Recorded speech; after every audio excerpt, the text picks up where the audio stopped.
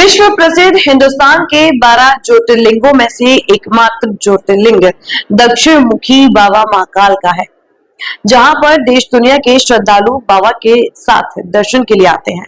लेकिन यहाँ पर क्रिस्टल कंपनी के कर्मचारी किस कदर बाबा के भक्तों और श्रद्धालुओं के साथ अपनी वाणी से लज्जित और अपमानित कर उनकी आस्था को ठेस पहुंचाने से भी नहीं चूकते। वैसे तो महाकाल मंदिर में प्रतिदिन लाखों दर्शनार्थी बाबा के दर्शन के लिए आते हैं, लेकिन सनातन के इस देश में धर्म के साथ साथ आस्था भी जुड़ी होती है और अगर किसी भक्त वहां भी बाबा महाकाल का हो, उसके साथ उसकी आस्था को ठेस पहुंचे तो बड़ा अजीब ही लगता है। इसी आस्था और दुर्व्यवहार को लेकर मशहूर नृत्यांगना और बाबा महाकाल की नगरी की निवासी खुशबू पांचाल ने भी अपने साथ महाकाल मंदिर में आउटसोर्स के रूप में कार्यरत क्रिस्टल कंपनी के कर्मचारियों द्वारा किस कदर उनके साथ दुर्व्यवहार कर आस्था को ठेस पहुंचाई है, उन्होंने आज एक वीडियो शेयर करके अपनी पीड़ा और व्यथा को प्रस्तुत किया। हालांकि यह महाकाल मंदिर में नई घटना नहीं है। प्रतिदिन क्रिस्टल कंपनी के कर्मचारी द्वारा श्रद्धालुओं के साथ ऐसा दुर्व्यवहार होते देखा जा सकता है, जबकि मंदिर में कार्यरत कोई भी कर्मचारी हो, चाहे वह महाकाल प्रबंध समिति का कर्मचारी हो या निजी एजेंसी क्रिस्टल का कर्मचारी हो, अगर कोई मंदिर में बाबा के दर्शन के लिए श्रद्धालु आता है तो उसके साथ बड़ा विनम्र और सादगीपूर्ण व्यवहार होना चाहिए। लेकिन जो भी श्रद्धालु जाते हैं, एक तो महाकाल मंदिर से बड़ा सबक लेकर जाते हैं। इस व्यवहार को महाकाल मंदिर के प्रशासक प्रथम कौशिक को सुधारना होगा, ताकि बाबा के किसी भक्त के साथ आस्था के साथ खिलवाड़ ना हो।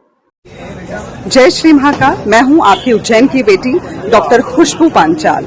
आज बताते हुए बहुत खुशी हो रही है कि मैं यहाँ पर सौभाग्यशाली हूँ। जी हाँ, कि मैं उज्जैन में जन्मी हूँ और यहाँ मुझे महाकालेश्वर के दर्शन का नियमित लाभ मिलता है। मैं नियमित रूप से दर्शन करने आती हूँ। आप सभी से यहाँ पर जो क्रिस्टल सिक्योरिटी है उस विषय पे मुझे आप सभी से कुछ चीजें साझा कर रही हैं, कुछ बातें साझा करना चाहती हूँ, कुछ विचार अपने आप सभी के समक्ष रखना चाहती हूँ। यहाँ पर जो क्रिस्टल सिक्योरिटी है उनके अंदर बिल्कुल भी विनम्रता नहीं है। किससे कैसे बात करना चाहिए, चाहे वो बाहर के दर्शनार्थी हों, उज्जैन के नियमित दर्शनार्थी हों, कैसे भी आए, बहुत मेहनत से यहाँ पर दर्शन करने सभी लोग आते हैं और हमारे उज्जैन की आन बान शान हमेशा बनी रहे। तो इस वजह से क्रिस्टल सिक्योरिटी को अपनी विनम्रता का सबसे पहले ध्यान रखना चाहिए। जितने लोग बाहर आते हैं वो भी यही बात करते हैं कि इन लोगों का व्यवहार कितना गंदा है। आप सभी जानते हैं, नारी सशक्तिकरण का समय है, सभी महिलाओं का सम्मान करना जरूरी है, बेटियों का सम्मान करना जरूरी है। तो ये सभी लोग कभी कुछ बात होती है तो ये इतना पास आके बात करते हैं, टच करके बात करते हैं और कई बार ये भी सिखाते हैं कि आपको नीचे जाना चाहिए, आपको यहाँ दर्शन करना चाहिए, आप ये गलत कर रहे हो और आप झूठ बोल रहे हो, हम तो आपको देखे ही नहीं कभी। इस तरीके की यहाँ पर ये लोग बातें करते हैं। ड्यूटी चेंज होती है ये मैं समझ सकती हूँ, पर इस तरीके से जो व्यवहार इन लोगों का है वो इतना गंदा है, इतना बुरा है कि कई बार मैं आप सभी से बात कहना चाहती थी पर मैंने रोका। पर आज मेरे साथ फिर ये चीज हुई और मैं अपने आप को रोक नहीं सकती। मुझे पूर्ण विश्वास है कि इस बात पर आगे संज्ञान लिया जाएगा और जो क्रिस्टल सिक्योरिटी है इस विषय पर आप सभी गूगल पर जाकर उनके रिव्यूज भी पढ़ सकते हैं कि मैंने अभी आप सभी से जो कहा है वो सत्य है।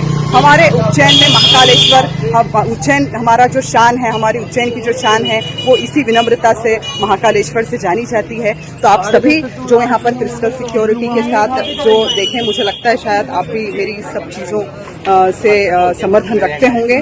तो मेरा आप सभी से विनम्र अनुरोध है कि आप इस ओर ध्यान दें और क्रिस्टल सिक्योरिटी जिसकी भी है, मैं नहीं जानती इनको, पर सबसे पहले विनम्रता सीखिए, किससे कैसे बात करना है वो सीखिए और महिलाओं का सम्मान करिए। इतने पास आके बात मत करिए, छू कर बात मत करिए। और आज जैसे अभी चूंकि मैं वीडियो आप सभी के सामने बना रही थी, मेरे साथ बाहर से एक दर्शनार्थी आए हैं हमारे उज्जैन शहर में। आप अपने विचार रखिए, देखिए इन्होंने सुना और ये कुछ कहना चाह रहे हैं, इनकी बात सुनिए। नमस्ते, मैं एडवोकेट आनंद राका छत्रपति संभाजी नगर से यहाँ उज्जैन हम दर्शन के लिए आए थे। एक्चुअली हम मंदिर में दर्शन के लिए गए, मेरी मदर को ब्रीदिंग का प्रॉब्लम हुआ। अचानक हमने सिक्योरिटी गार्ड को बोला कि अरे रुकिए, 2 मिनट रुकने दीजिए। वो एक लेडी थी और वो इस तरह से बात करती है कि बोलते है कि नीचे जाके सांस लो। मैं बोला यार मैम, कोई मरेगा तो क्या होगा, तो क्या होता है। बोले ऐसी ये सिक्योरिटी है, कुछ भी नहीं है, कुछ सुविधा नहीं है उज्जैन में। बाहर जो यात्री आते हैं दूर दूर से आने के लिए, वो कैसे फेस करेंगे। इसलिए मैं चाहता हूँ कि इसकी कोई ना कोई दखल अंदाजी ले और इसको कोई ना कोई ठीक करे। Thank you.